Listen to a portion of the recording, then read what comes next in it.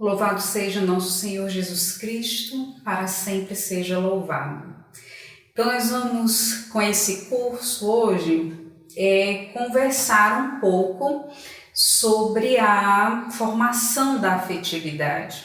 Vocês puderam acompanhar na divulgação que nós vamos fazer esse percurso partindo da biografia, da experiência e do magistério de Santa Teresa d'Ávila, Vocês podem observar que ela coloquei um ícone aqui para que a gente possa recordar esse detalhe tão essencial do caminho que a gente vai fazer aqui, esse percurso formativo que nós faremos juntos.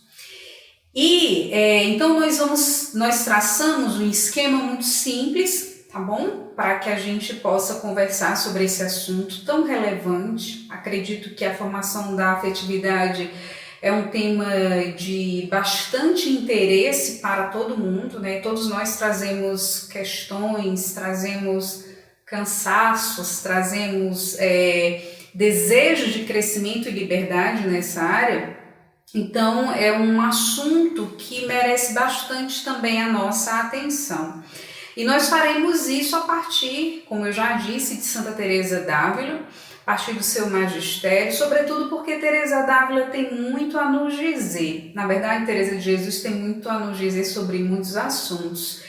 Mas, de modo particular, sobre a questão da afetividade, nós vamos ver como Teresa de Jesus, de modo muito acertado, a partir da sua experiência com Deus, ela intui e ela consegue de um modo também muito claro e pedagógico apresentar as principais bases e questões ligadas à afetividade, Isso de modo muito particular ligado à sua própria trajetória nessa área, tá bom? Então nós vamos conversar um pouco sobre alguns aspectos da vida de Santa Teresa, do seu magistério, tá? E sobre a formação e tudo aquilo que isso projeta sobre a questão da afetividade. Então nós vamos fazer esse percurso nesse esquema que vai ter basicamente esses 3 pontos. A biografia de Teresa de Jesus, principais aspectos, tá? Nós não veremos todos os seus momentos, Mas nós vamos ver especialmente da primeira infância até a segunda conversão. E dentro desse contexto a gente vai ver algo assim do contorno vital, do contexto histórico dessas vivências. Nós vamos falar ainda sobre a sacratíssima humanidade de Jesus, que é bastante central dentro do magistério teresiano de um modo geral, mas a gente vai ver a relevância dessa experiência nas questões afetivas em Santa Teresa d'Ávila. E nós vamos falar num terceiro momento, talvez mais largamente, sobre a afetividade propriamente dita, tá bom? Não que antes disso a gente não vai tocar nesse aspecto, Nós já vamos começar falando de Teresa de Jesus sobre esse aspecto, mas a gente vai detalhar mais coisas já nesse terceiro ponto, tá bom? Então eu queria começar com vocês falando sobre Teresa de Jesus, fazendo assim uma breve apresentação de quem é essa mulher assim. Teresa de Jesus merece todos os elogios da face da terra, Assim, uma mulher genial, inteligente, profunda, superdotada para as relações, extremamente sensível a Deus, à vida, às pessoas, uma mulher de uma genialidade, inclusive, muito, muito precoce, por um lado, e ao mesmo tempo muito precoce no sentido de muito avante no seu tempo, Santa Teresa de Jesus, a gente poderia dizer que ela preconiza muitas coisas que bem mais tarde na história essas coisas talvez tenham sido dada atenção a essas questões quando Santa Teresa, já há tantos séculos atrás, ela já intuía, tantas direções. Eu acho que um exemplo muito claro disso, dentro das suas próprias obras, são aspectos que hoje a psicologia enquanto ciência aborda, e apresenta, claro, de forma assim, naquilo que lhe cabe como ciência, de forma assim bastante, eu diria, bastante atual, Mas Teresa de Jesus, ela abordou muitos desses aspectos, né, há 500 anos atrás, a partir da sua experiência de autoconhecimento de forma magistral. Então, Teresa de Jesus, ela tem muito a nos dizer, né, sobre tudo isso. Então, quem foi Teresa de Jesus? Santa Teresa nasceu no dia 28 de março de 1515, né, na cidade de Ávila, na Espanha. Teresa de Jesus nasce num contexto histórico onde a Espanha ela gozava de um destaque muito grande, a gente pode dizer assim, no cenário internacional.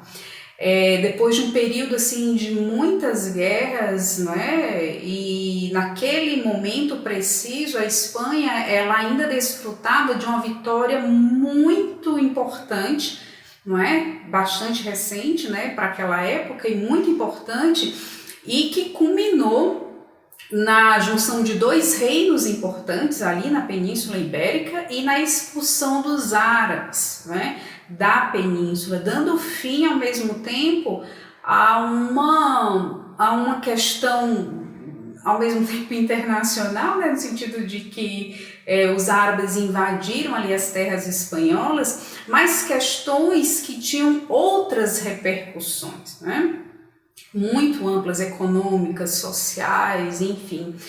E essas vitórias, né, no campo dessas guerras todas, né, invasões, expulsões, né, aguçava muito na personalidade do povo espanhol, vamos dizer assim, esse espírito, né, a gente poderia dizer, um espírito de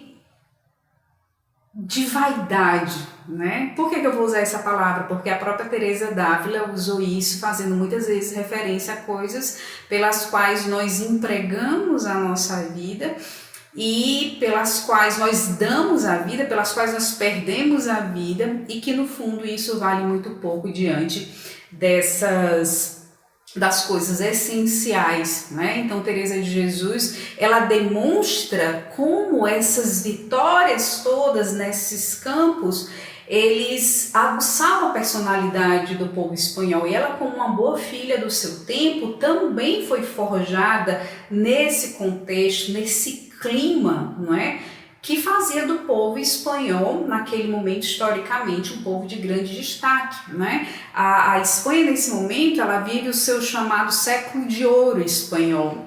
E além dessas vitórias, vamos dizer assim, a própria Espanha nesse tempo também viviam um tempo de protagonismo muito grande na colonização do mundo novo. É o tempo da descoberta do mundo novo, das Américas, né, as novas Índias. Então o povo espanhol ele protagonizava um pouco assim esse processo de colonização. Eles já eram presentes nas nossas terras aqui, né?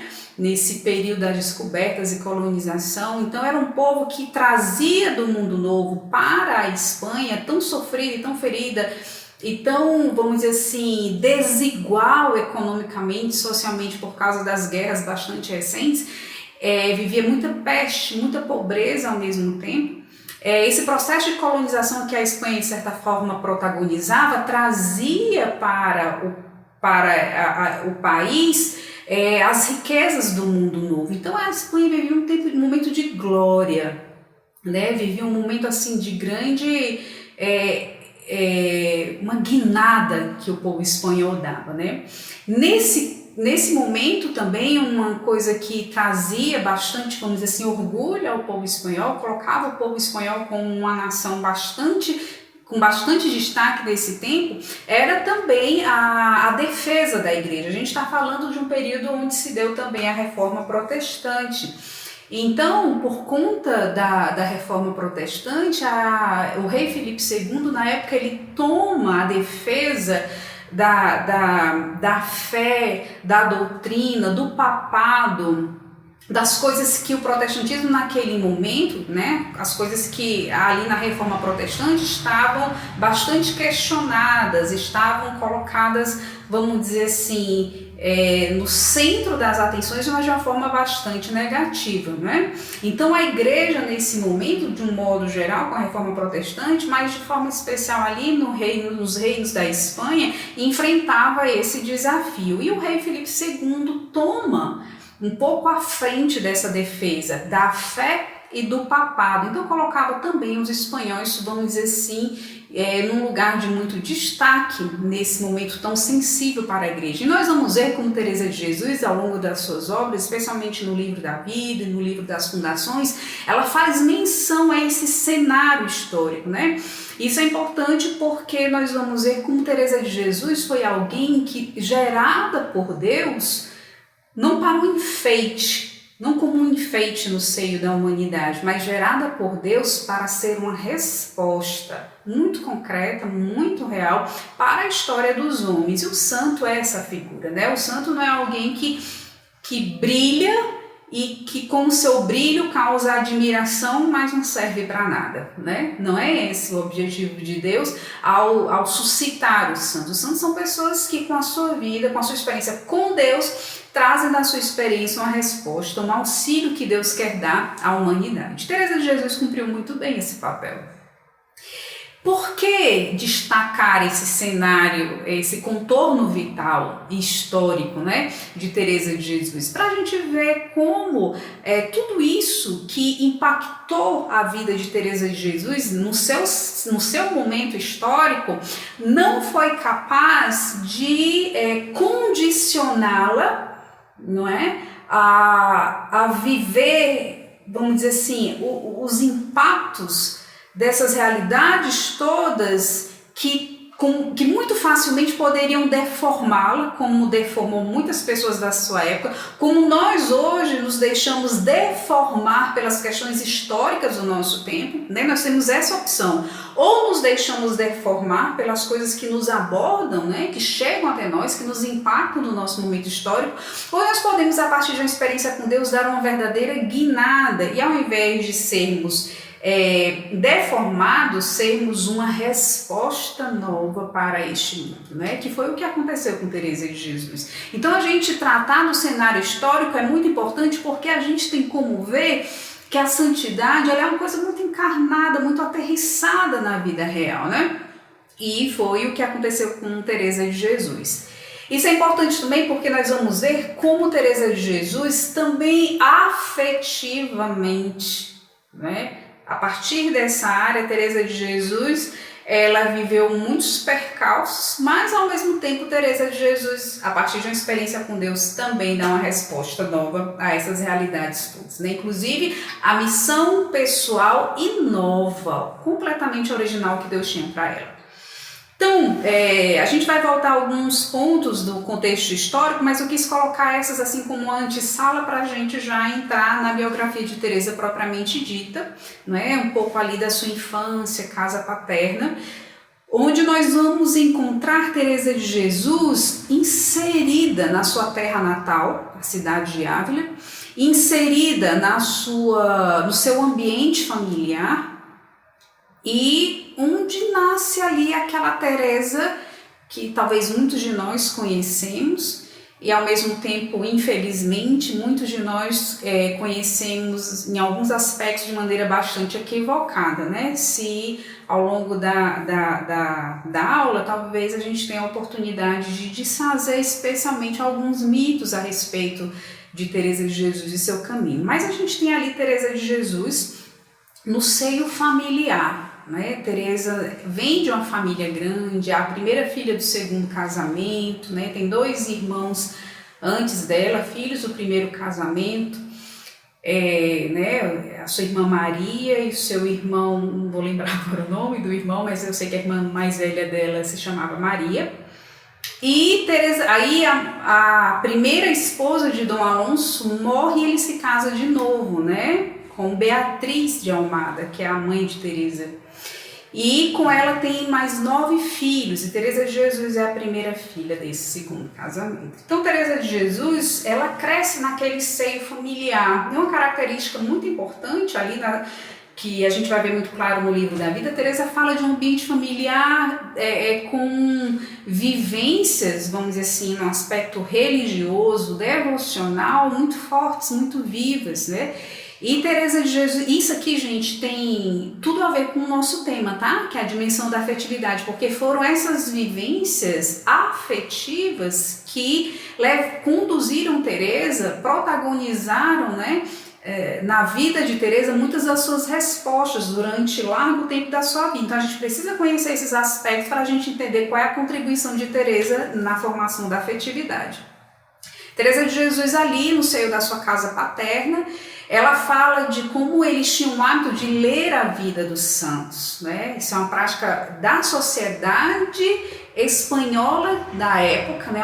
Uma Espanha bastante sacralizada, né? Uma Espanha, um povo espanhol bastante, não é um povo avesso à devoção, à fé, à crença. Pelo contrário, a gente falou um pouco sobre esse contexto de defesa da fé e do papado que o povo espanhol protagonizava de certa forma, né, naquele período. Então isso tinha um influxo muito grande na formação daquele povo também. Então eles tinham hábitos sacralizados, era um povo de hábitos de fé, de uma expressividade da fé muito forte. E Teresa de Jesus, como boa filha do seu tempo, daquela sociedade sacralizada, tinha no seio da sua família os hábitos de ler a vida dos santos, né? E outras práticas de devoção, como o rosário, né? Ela menciona isso ali no livro da vida, nos primeiros capítulos.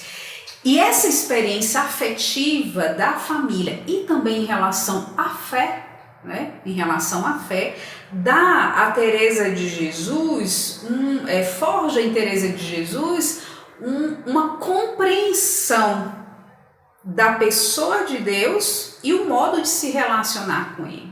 Uma coisa bastante concreta em relação a isso é quando Teresa, quando lia a vida dos santos, ela diz assim: eu comecei a ver que pena e glória eram para sempre. E ela se punha muitas vezes a repetir a si mesma, né, lendo a vida dos santos com seus irmãos, né, para sempre, para sempre.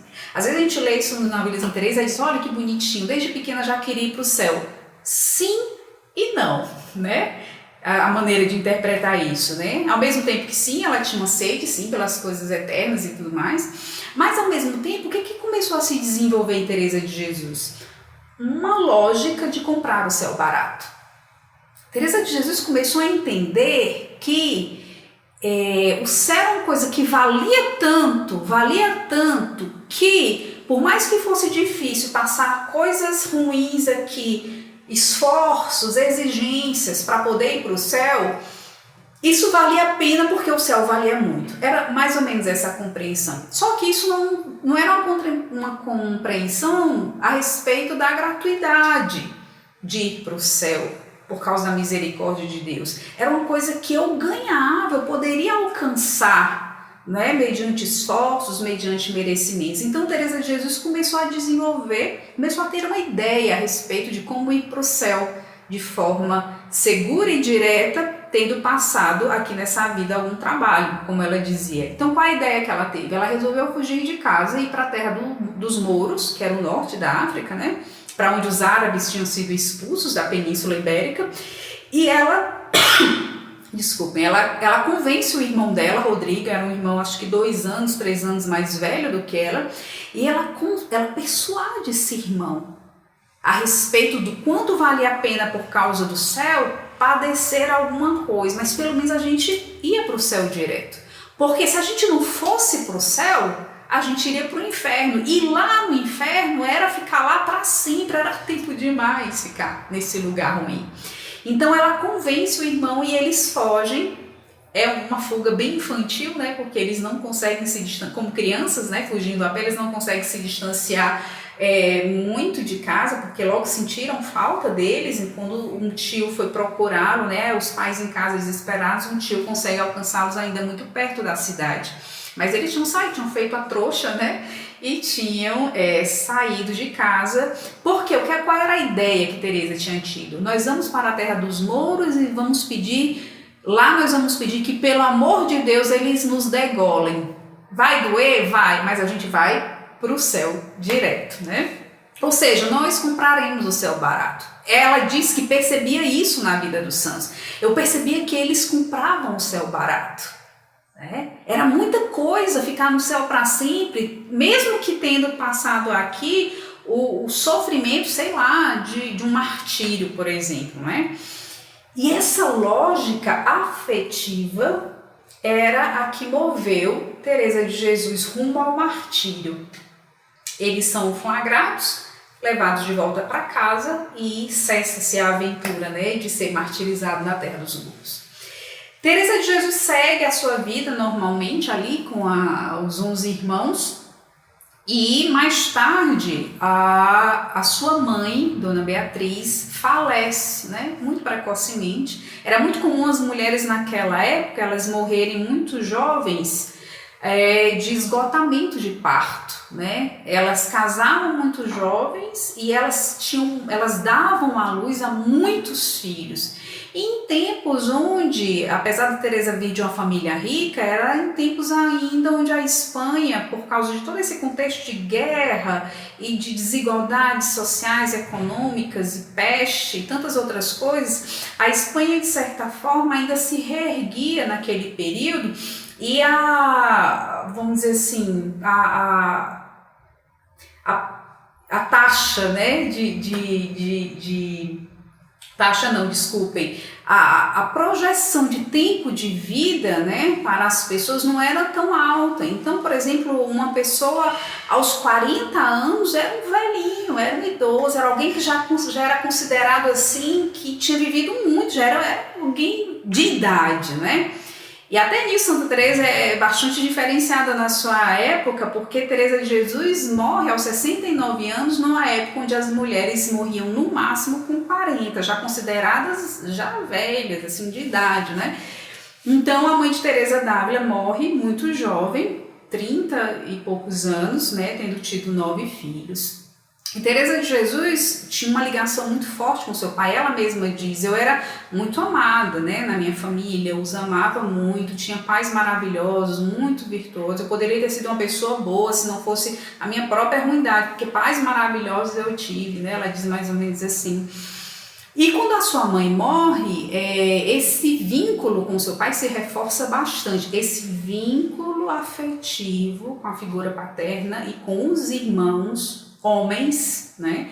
É bastante, porque Teresa é criada entre os homens, ela é criada num ambiente masculino praticamente, porque tem a sua irmã mais velha, aí tem o seu irmão do primeiro casamento, tem Teresa, tem vários irmãos homens depois dela, e lá na ponta tem a sua irmã Juana, não é? Que é a sua irmã mais nova. Então Teresa de Jesus, ela se move, ela é criada, ela é muito familiarizada com o ambiente masculino, não é? No melhor sentido dessa experiência. E Teresa de Jesus, quando a sua mãe morre, ela se reforça muito esse vínculo com a figura paterna. O pai realmente entra, né, naquelas dores da viuvez, e Teresa de Jesus passa por um tempo muito novo na sua vida, porque ela perde a mãe adolescente, né? Ela se torna um pouco a figura mãe daquele lar, porque ela era a mulher mais velha. A sua irmã Maria, filha do primeiro casamento do seu pai, estava se preparando para casar, ia sair de casa muito em breve. Então Teresa de Jesus ocupa um pouco aquele lugar de mãe, vamos dizer assim, né? Mas ao mesmo tempo muito nova. Teresa de Jesus me parece, né, não vou lembrar com exatidão, mas era algo em torno dos 14 anos quando ela perde a mãe.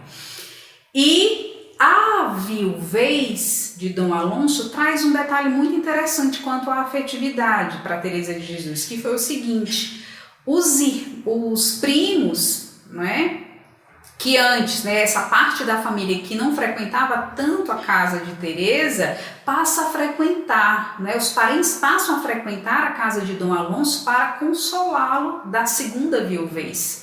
E com essa presença desses parentes mais próximos, vem também os primos da idade de Teresa. E ela descreve isso de modo interessante, porque ela dá a entender que nesse momento da sua vida se aproximaram da família alguns parentes, não é? Da sua idade, ela descreve, e que trouxe ao mundo adolescente dela uma novidade particular, um calor particular. Ela diz: nós gastávamos muito tempo com conversas frívolas, com atenções, né, com coisas entre nós, vamos dizer assim, bem característicos daquela idade. Isso é muito interessante, porque você nota ali no livro da vida, Santa Teresa descrevendo isso, ela meio que desfruta desse momento, né? E ela diz, ela acrescenta a esse período a seguinte informação: eu era muito dada às coisas vamos dizer assim, essas exterioridades, né? Ela começa a dizer o quanto ela gostava de ser uma pessoa regalada, gastava muito tempo com essas finezas, nos cuidados com a pele, consigo mesmo, com os aromas. Então você vê que Teresa, também pela realidade da sua condição social, era permitido a ela o acesso a coisas que reforçavam muito nela esse gosto por aquilo que era atraente, belo, né? Aquilo que era envolvente. Então são coisas que você vê que afetivamente são portas para muitas experiências, né? E Santa Teresa nesse momento ela não está avaliando isso negativamente, ela tá falando disso como características vividas por ela nesse período, né? Tanto que ela diz assim: eu nunca quis que ninguém ofendesse a Deus por minha causa, mas eu gostava de desfrutar dessas coisas todas que a condição social dela permitia, né? E então ela fala de um afeto que nesse momento, por via de casamento, teria até dado certo, não é? Mas que não era por aí que Deus tinha os seus planos, mas ela fala de uma sensibilidade maior a uma figura masculina que nesse período tinha acesso à sua casa, era um dos seus primos. O pai, ainda muito abatido com a viuvez, sem saber como lidar com todas aquelas crianças dentro de casa, né, das quais Teresa de Jesus naquele momento era a mais velha praticamente, porque a sua irmã Maria tinha se casado. O pai, sem saber como cuidar de tudo aquilo, e tendo Teresa bastante dividida agora com as próprias questões da sua adolescência, o pai começou a se preocupar pela sua honra, como ela disse. Com certeza o pai devia ver aquele apaixonamento dela com o primo, aquelas conversas, aquela intimidade com aqueles primos da mesma idade. Ele deve ter percebido o apaixonamento e deve ter se preocupado, porque agora ele era um viúvo. Como é que ele ia cuidar? Como é que ele ia administrar aquilo? Ele se sentiu incapaz de lidar com aquela realidade sozinho. E o que é que ele faz? Ele coloca a Teresa de Jesus numa coisa que era bastante comum na época, que era mandar uma filha para viver dentro de alguma ordem religiosa, onde as religiosas elas cuidavam dessas meninas, né? Geralmente filha desses fidalgos, né? E as religiosas ajudavam essas meninas a se tornarem moças prendadas. Então elas passavam uma espécie de colégio interno, né? Só que dentro de um convento. E Teresa de Jesus foi mandada para as agostinianas de Ávila e ela morou 1 ano e meio ali, né? E esse período ela descreve toda a força também afetiva de ter feito essa passagem para um outro ambiente. Quando ela vai para as agostinianas, ela sente o rompimento daquele que era, vamos dizer assim, a paixão da sua adolescência, daquelas primas e primos com os quais ela gastava tanto tempo com frivolidades, como ela mesma diz, com conversas que eram próprias ali daquela idade, mas que não alimentavam em nada, como ela admite, não é? A virtude, não é? Os pensamentos nas coisas santas. E ela diz isso quando ela fala que com 1 semana lá nas agostinianas, ela diz: eu já estava muito melhorada, né? Eu já estava bem melhor do que eu estava em casa, e eu percebi o resgate daquelas coisas, daqueles sentimentos, né? De que eu tinha dentro de mim quando eu era criança. Ou seja, todo aquele amor, aquela atração afetiva pelas coisas do céu, pelas coisas eternas, pelas coisas que duravam para sempre, né? Que faziam parte ali do seu seio familiar, através da leitura da vida dos santos, tinham se perdido no coração, tinham esfriado no coração dela por causa do contato com tantas outras coisas, né? É como se dentro dela tivesse havido uma troca de amores. Coisas que ela amava muito na infância tivessem ficado um pouco para trás, escanteadas, porque as coisas novas, né, das próximas idades foram ocupando o lugar afetivo dentro dela. E Teresa de Jesus fala desse tempo nas agostinianas como um resgate dessas coisas de quando ela era criança, né? E ela fala das boas conversações com as religiosas, como as conversas boas, santas, as conversas úteis, né? Devolviam ao coração dela um gosto por essas coisas essenciais que ela viu que ela tinha perdido. E é muito bonito esse período porque é um tempo assim de muita verdade em Teresa de Jesus, onde ela consegue perceber o contraste de algumas coisas que ela carregava, né? E, por exemplo, uma coisa que ela diz assim, não sem dor, mas com uma extrema franqueza, por exemplo, quando ela diz assim, eu era inimiguíssima de ser monja.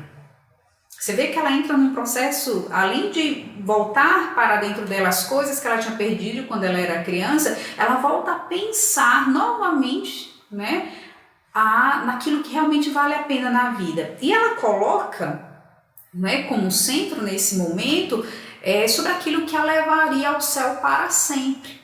Mas Teresa de Jesus, ela entra na mesma lógica afetiva de comprar o céu barato. E ela diz assim, eu era inimiguíssima de ser monja. Como quem diz, não queria, não era a minha vontade, não era o que eu queria, não queria.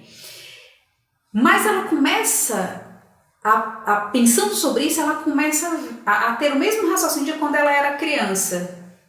Pode ser muito duro ser mártir, quando ela pensava quando era criança, né? Mas pelo menos vai para o céu direto. Nesse período da sua vida, ali já, né, na juventude interna, entre as agostinianas, ela pensava, pode ser muito ruim ser religiosa, né?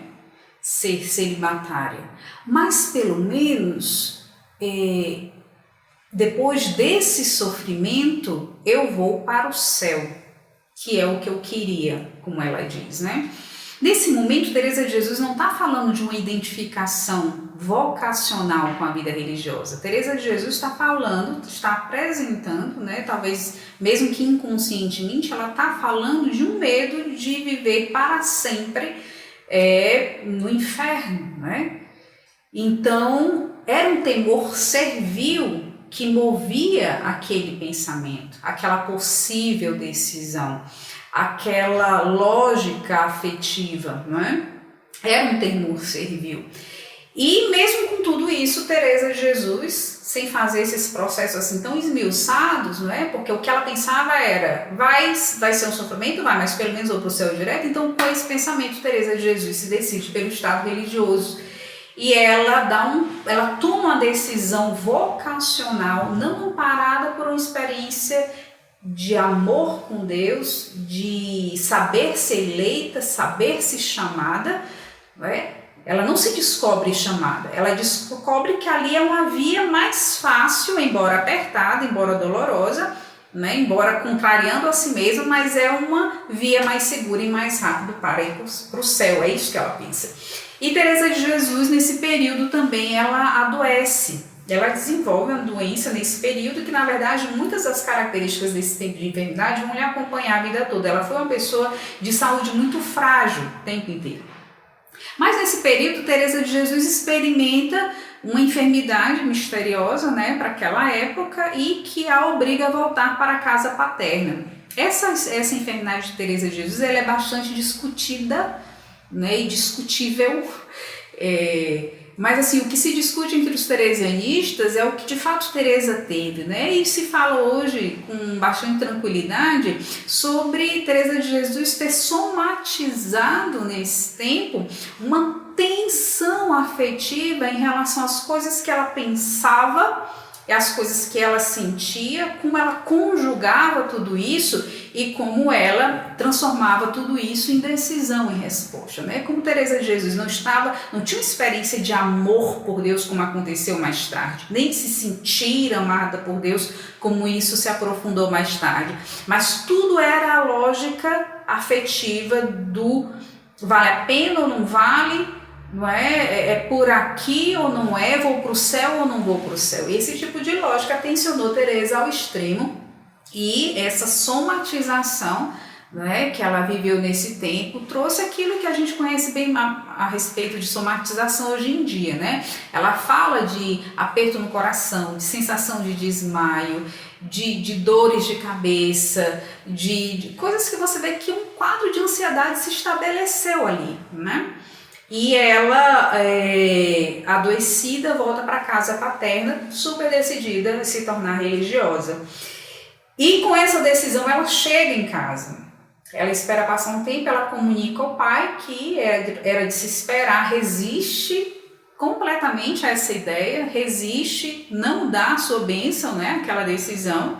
Não, Dom Alonso não pensava em perder Teresa de novo, né? Então, mesmo que fosse para a vida religiosa, que ele não tinha, ele como um bom fidalgo da época, não tinha, claro, nenhuma resistência, não era avesso às coisas da religião e da fé. A gente viu como o povo espanhol, pelo contrário, era bastante dado a isso nesse tempo, né?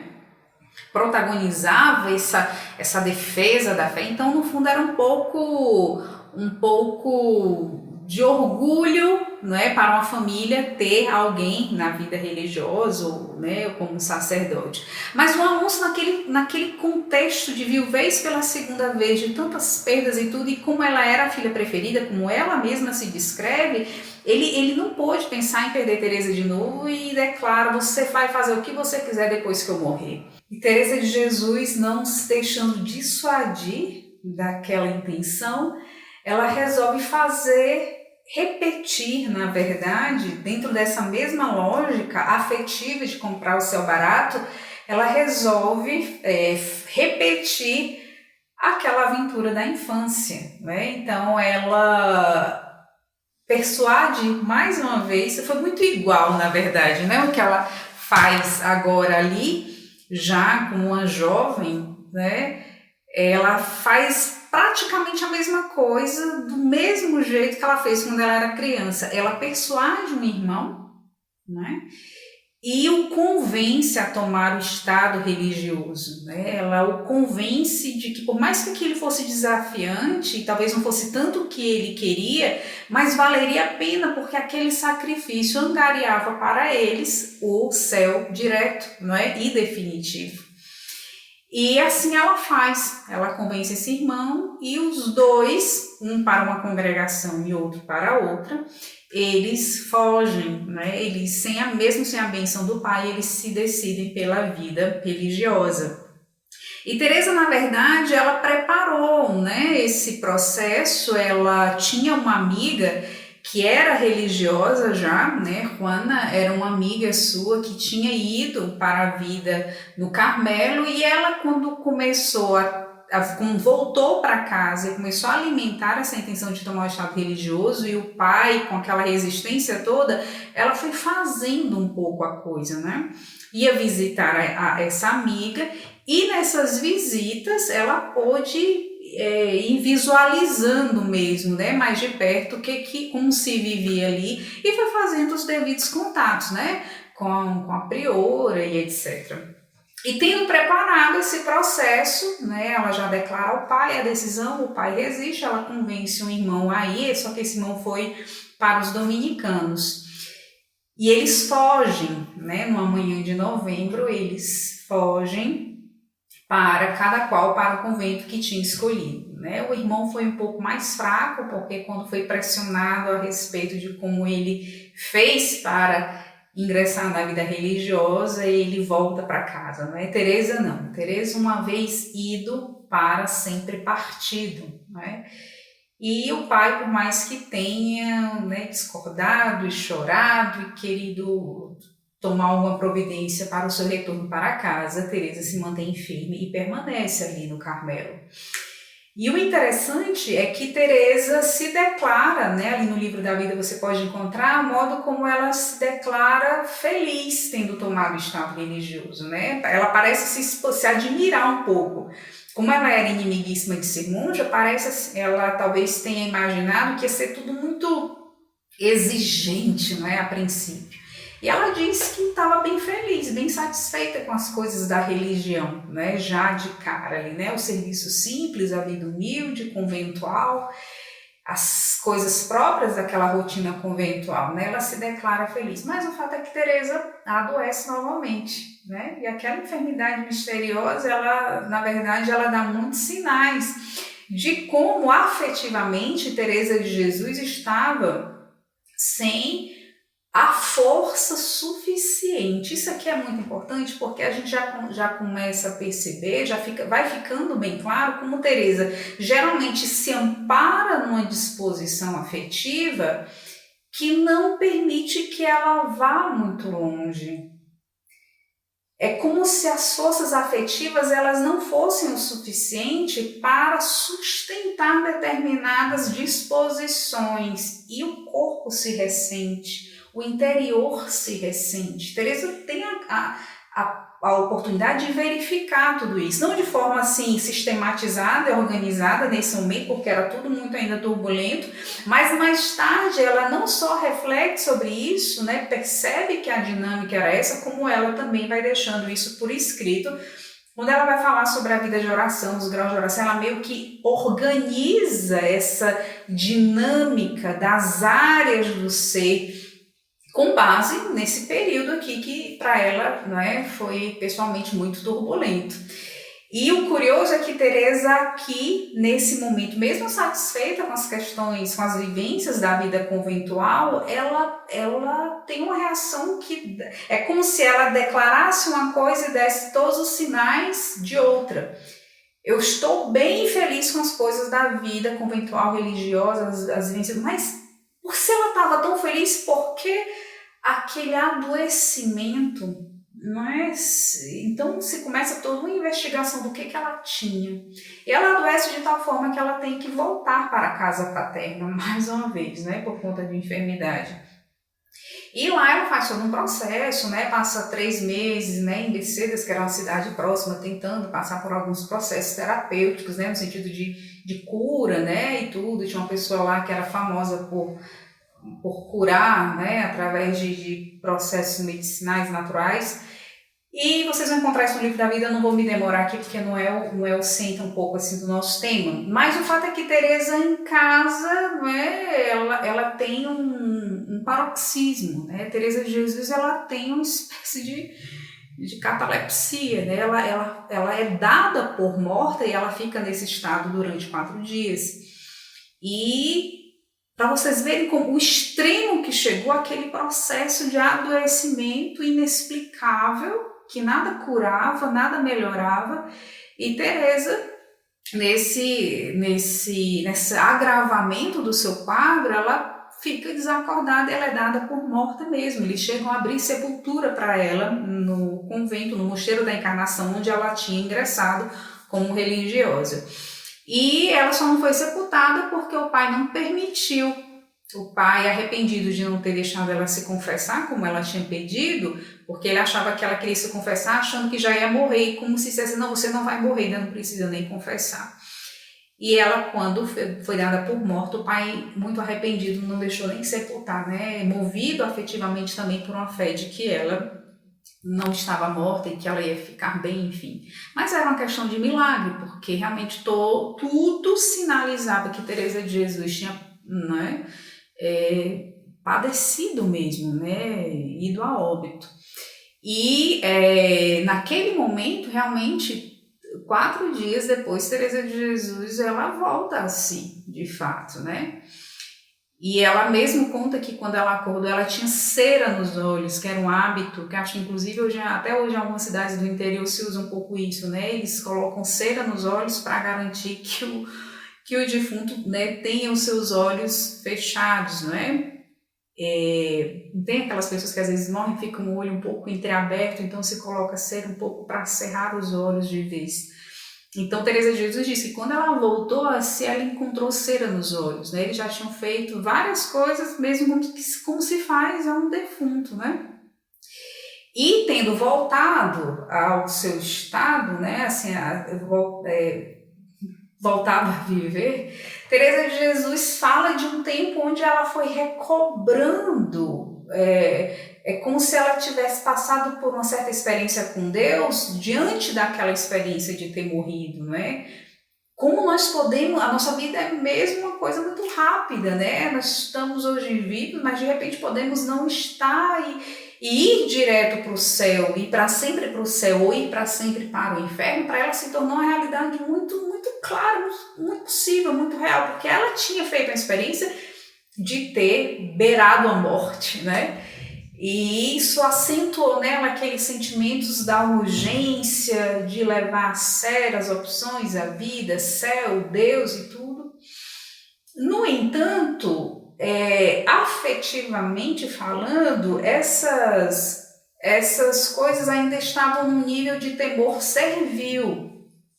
Teresa de Jesus tinha, né, talvez por causa de um certo clima da espiritualidade da época, da sociedade sacralizada naquela época, se punha muito acento nas questões morais, no sentido daquilo que leva ao inferno, e não naquele sentido moral do amor a Deus. Não é a moral como um bem, como um dom de Deus para mim, em mim, e por onde eu dou uma resposta também de amor e de santidade ajudado pela graça. Não era bem assim, existia um tom moral pesado e negativo e de certa forma valorizado, né, dentro desse entendimento, e que as pessoas levavam a religião um pouco nesse tom. E Teresa de Jesus, como uma filha do seu tempo, daquela sociedade sacralizada, absorvia de certa forma algumas questões da espiritualidade e da religião na mesma linha. Então, essa passagem pela morte, essa experiência tão próxima, né, de ter morrido, causou em Teresa um medo, uma urgência, e ela recobra um pouco essas disposições de levar mais a sério tudo, né, na vida que ela tinha abraçado, mas ainda movida afetivamente por um temor servil e não ainda por uma experiência de amor profunda, não é assim, piedosa, filial. O fato é que Teresa de Jesus passa 3 anos ainda bastante sequelada desse momento ápice, assim, dessa enfermidade, né? Teresa de Jesus fala de 3 anos ainda sem poder andar, com dores pelo corpo inteiro, ela precisava ser movida com um lençol porque não aguentava se sentir tocada pelas irmãs que cuidavam dela, né, da sua recuperação. Então, para tudo, para se alimentar, para sentar, para a higiene pessoal, tudo que as irmãs precisavam fazer por ela tinha que ser tudo movendo-a, né, por um lençol, porque ela não aguentava ser tocada. Ela passou nesse estado 3 anos, e ela fala de 3 anos depois, quando ela começando a melhorar, ela diz assim, eu comecei a andar engatinhando, né? Quando eu comecei a me movimentar, e eu dava graças a Deus por isso, que agora eu podia engatinhar, ela diz, né? Porque antes nem se mover, ela se movia. E Teresa de Jesus faz esse processo muito lento de recuperação da sua saúde, muito envolta por um tempo também de reflexão, não é? A respeito da vida, a respeito da seriedade, né? Do céu, do para sempre e tudo. E, tendo se recuperado, Teresa de Jesus volta para uma certa normalidade de vida, da vida conventual. Naquele tempo, situando mais uma vez historicamente, Teresa de Jesus está num período onde se fala muito da mitigação da vida religiosa, né? Em muitos aspectos, e talvez essa mitigação, né, que gerava tanto distanciamento talvez das fontes do evangelho, das vivências evangélicas, né, no seu sentido mais radical, no seu sentido sadio da radicalidade. Então, tantas vivências religiosas e que talvez tenham dado um pouco de combustível aqueles questionamentos feitos pela reforma protestante também, não é? Onde tudo da parte da igreja se tornou tão questionável, porque parecia ser um contra-testemunho, né, em tantos aspectos. O fato é que a mitigação era um fato, né? Então muitas ordens religiosas tinham se distanciado bastante, vamos dizer assim, daquelas vivências radicais do seu carisma original. Também o Carmelo Calçado, né, que Teresa de Jesus tinha escolhido para ingressar como religiosa, passava por aquele mesmo quadro, né? E um dado curioso dessa época é que existia uma adesão muito grande de vocações, não é, aos mosteiros da época pelo seguinte, não por uma grande explosão vocacional, mas porque como a Espanha estava protagonizando de certa forma a colonização do Mundo Novo, muitas pessoas se mudavam para o Mundo Novo ou então passavam um largo tempo, não é, no Mundo Novo, enfrentando aí os processos da colonização com a esperança de se tornar rico e voltar rico para o seu país natal. Então muitos homens iam, né, muitos homens vinham para o Mundo Novo, para a colonização, com essa esperança de fazer a vida e voltar rico. Então se fala naquela época que a Espanha ficou praticamente despovoada de homens, né? E o que ocasionou a grande procura, o grande ingresso de mulheres na vida religiosa, porque elas não tinham com quem se casar. Então, não tendo com quem se casar, muitas aderiam à vida religiosa, que era o que sobrava como opção. Como elas, por causa da sociedade sacralizada, talvez não pensavam em ganhar a vida de qualquer jeito, né, não se casando e talvez dentro de outras práticas morais não aceitáveis, né, especialmente para aquela época e para aquela sociedade, elas tomavam a opção séria, né, de ir para a vida religiosa. Se não tem o que fazer, vamos fazer o que sobra de melhor. E o que sobra de melhor para uma sociedade sacralizada era o orgulho, né, de ser religiosa, de se fazer religiosa, e elas iam. Então, Santa Teresa, quando entra no Carmelo, no Mosteiro da Encarnação, né, um Carmelo calçado, ele era um Carmelo com, se fala, né, de um Carmelo com mais de 300 monjas. Então você imagina, 300 monjas naquele Carmelo, e numa época onde tudo isso era um cenário de vivências mitigadas. Por que é importante explicar isso aqui? Porque isso aqui é o cenário que influenciou Teresa no sentido da grande divisão entre Deus e o mundo que ela comenta, e que foi uma das maiores batalhas afetivas vividas por Teresa, dentro da sua experiência conventual religiosa. É muito forte isso, né? E tem esse pano de fundo, esse tempo descrito por Teresa de Jesus na sua biografia, na sua autobiografia no Livro da Vida.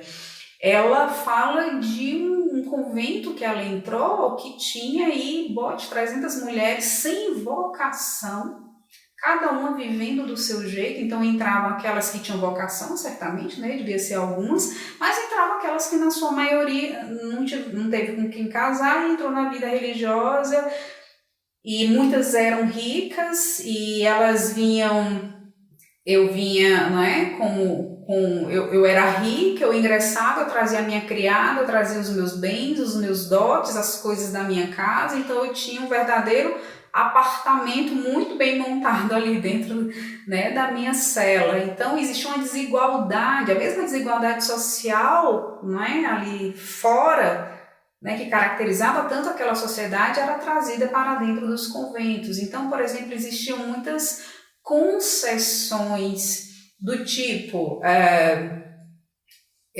como a Espanha ainda estava se reerguendo, né, daqueles processos todos de guerra, existindo uma reconstrução econômica, né, e social, os mosteiros que eram fundados padeciam também assim, de uma certa pobreza extrema também, não por opção, por pobreza, virtude, conselho evangélico, mas porque não tinha mesmo como se sustentar. Muitos eram fundados, né, em pobreza, assim.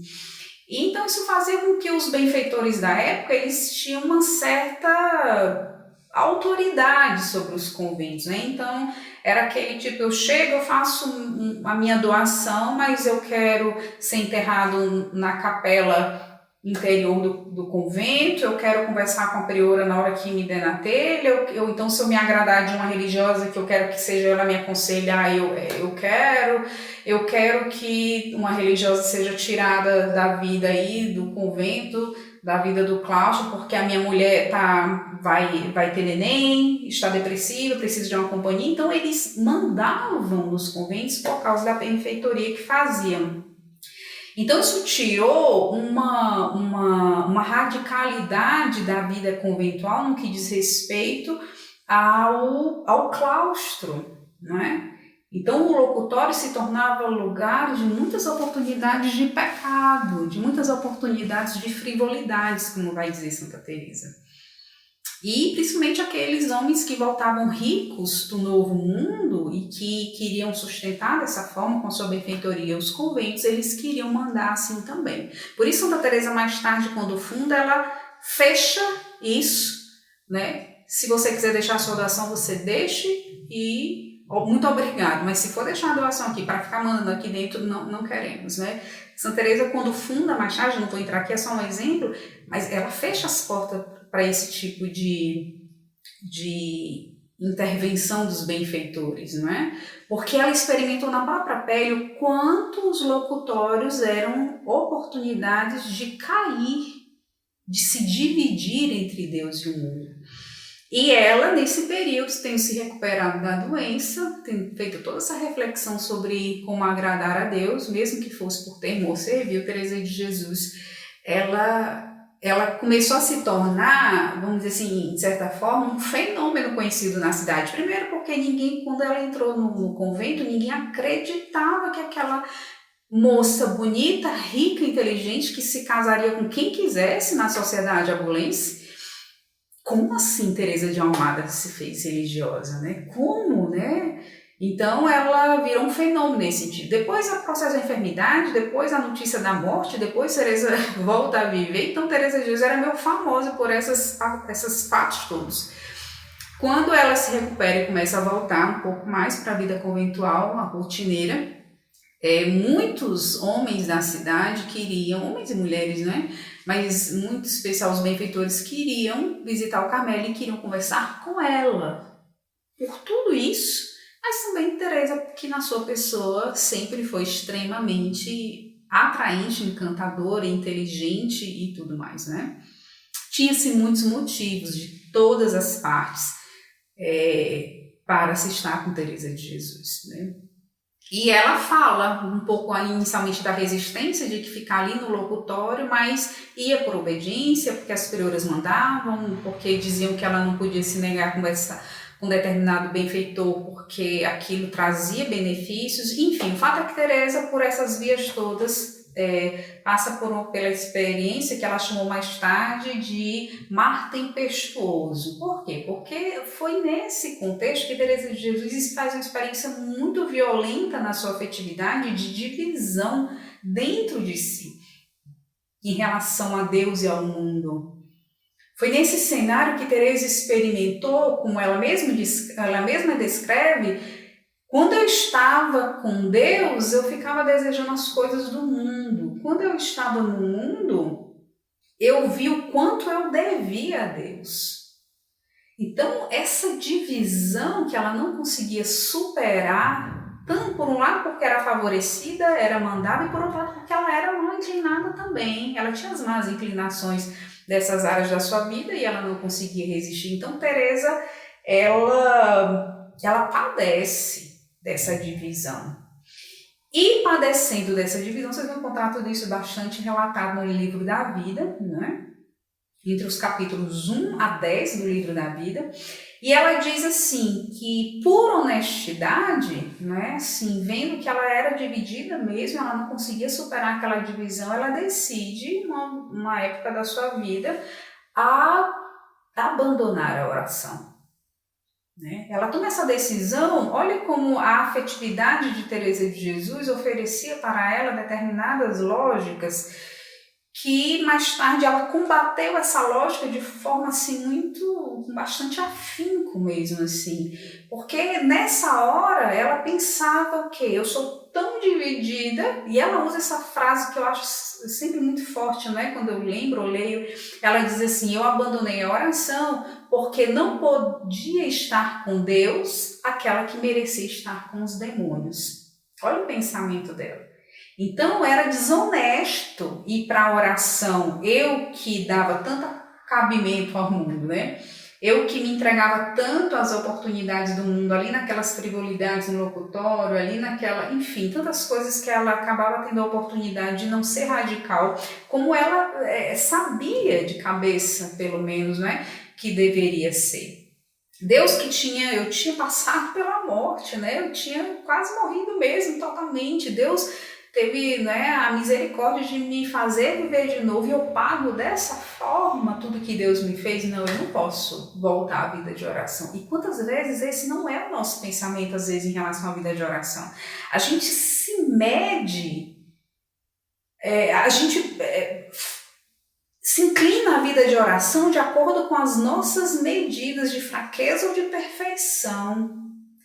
E Teresa de Jesus, mais tarde, ela vai vendo como é grave, como é errado pensar assim. Pensar que Deus nos dá a oportunidade da intimidade com Ele de acordo com as nossas medidas de perfeição ou não. Só que isso era um pouco a espiritualidade da época, era um pouco o que se falava, por exemplo, no caminho de santidade, de perfeição de alguém. Por isso que Teresa de Jesus foi muitas vezes questionada se o que ela vivia era oração mesmo, mais tarde isso, né? Não nessa época que a gente está tratando, mas comentando já.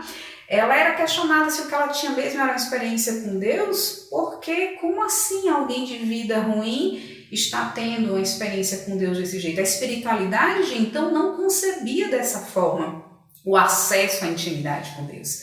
E Teresa de Jesus, não é, influenciada por essas realidades todas, ela se entrega um pouco a isso, né? Não é honesto ir para a oração alguém que está negando a Deus com seus outros comportamentos, né? E ela admite, era uma forma de admitir também o quanto ela afetivamente era inclinada a outras direções. Ela gostava daquilo no fundo.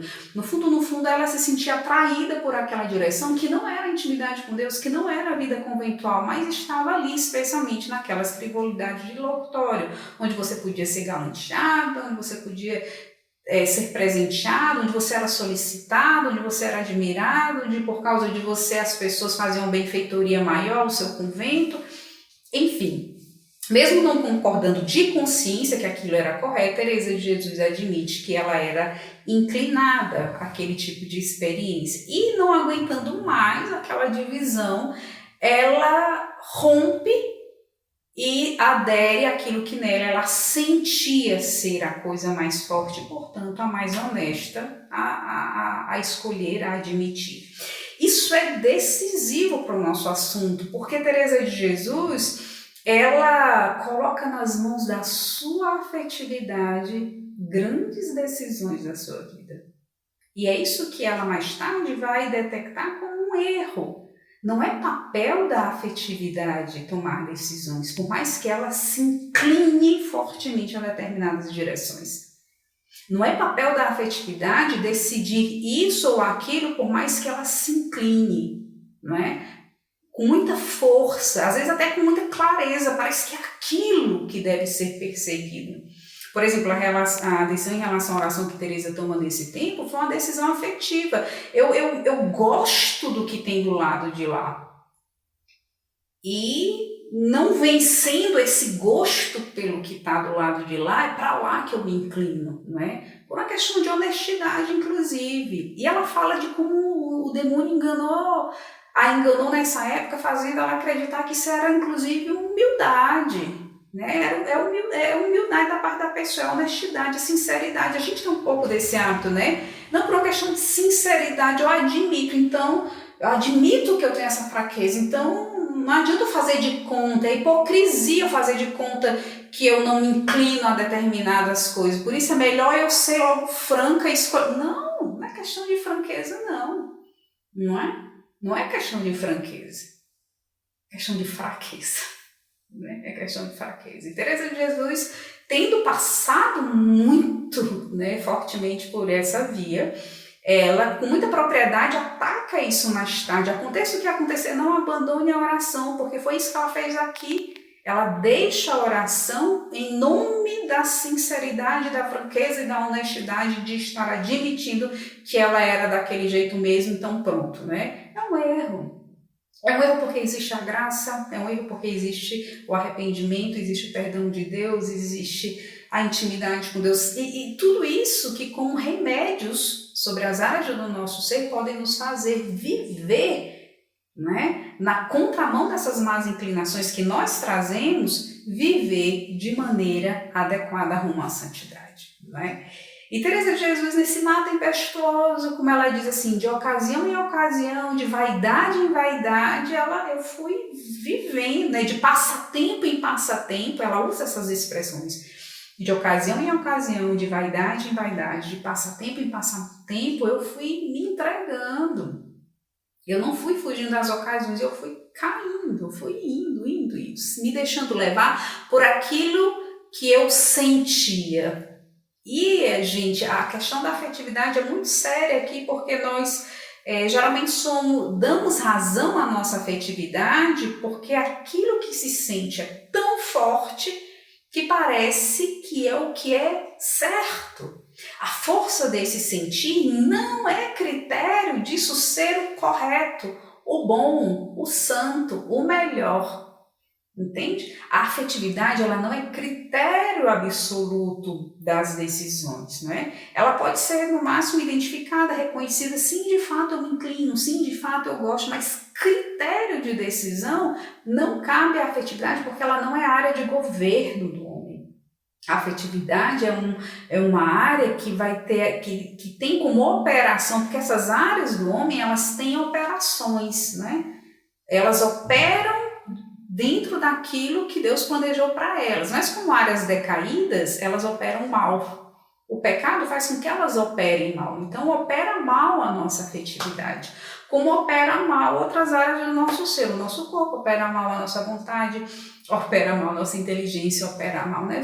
A nossa imaginação opera mal, a nossa memória opera mal. Essas áreas todas, né? E quando a gente não tem vida de oração e autoconhecimento, é que a bagunça é geral mesmo. E Teresa de Jesus vai demonstrando isso com muita força na sua experiência, na sua autobiografia e também no seu magistério, né? Ela mostra como relegar a vontade, a afetividade, desculpem, né? Entregar a afetividade, a operação de decidir as coisas na vida é um erro. É o princípio de todo fracasso, né? Porque a afetividade, ela não é uma instância de governo. Cabe a ela sentir, e essa operação da afetividade não está errada, não é? Porque às vezes a gente tem a gente briga mal, a gente luta mal, né? Quando a gente não tem vida de oração, autoconhecimento. Porque uma das coisas uma das nossas tentativas é desativar as operações dessas áreas achando que agora vai, né? Então parece que para funcionar bem afetivamente eu tenho que parar de sentir as coisas. Quando na verdade sentir são as operações, né, da afetividade. É lá que eu sinto as emoções, né? É lá que estão os sentimentos, o humor, as paixões, os afetos, né? Tudo isso é a bagagem da afetividade. Tudo isso tem um funcionamento muito próprio, né? Por isso, vamos dizer assim, o funcionamento dessas áreas são amorais, né? O funcionamento dessas áreas são... Elas não podem ser, vamos dizer assim, avaliadas moralmente até que elas se tornem uma operação da vontade, né? Então, depende muito daquilo que eu faço com o que eu sinto. E eu faço algo com o que eu sinto quando eu, na minha vontade, escolho fazer algo, né? E Teresa de Jesus vive nessa confusão exatamente porque ela sentia tantas coisas e muitas vezes tornava a sua afetividade essa instância de governo, e ali ela escolhia e ali ela dava os passos que não deveriam ser dados, né? E ela foi experimentando essa divisão entre Deus e o mundo. Só que, né, Teresa de Jesus conta com a melhor coisa que se pode contar na vida, né? Que é a amizade com Deus. E Deus, que não se deixa vencer em generosidade, né, pega Teresa exatamente nesse momento da sua vida, nesse momento onde Teresa está, como ela mesma diz, estava eu muito cansada de mim mesma, muito cansada de mim mesma. Teresa de Jesus estava experimentando nesse momento na sua história uma desistência da oração, né? Ela mesma fala, né? Eu vivi nesse mar tempestuoso quase 20 anos. Muito tempo, né? Muito tempo, assim, para quem mais tarde a igreja outorgou o título de mestra de oração, doutora da igreja, né? Mestra de oração. A gente às vezes nem imagina que a mestra de oração tenha um dado desse na sua biografia, né? Quase 20 anos sem oração. A gente chega a se espantar, mas essa é a parte mais bela desse caminho de Santa Teresa, porque a gente vê o que a graça de Deus pode fazer na vida de alguém que se confia a Ele, né? E Teresa de Jesus está exatamente nesse momento super difícil da sua vida, afetivamente bastante ainda dividida, confusa, fragilizada, cansada. Ela usa essa expressão, chama muita atenção como Teresa de Jesus usa essa expressão mais de uma vez, né? Estando eu muito cansada de mim mesma.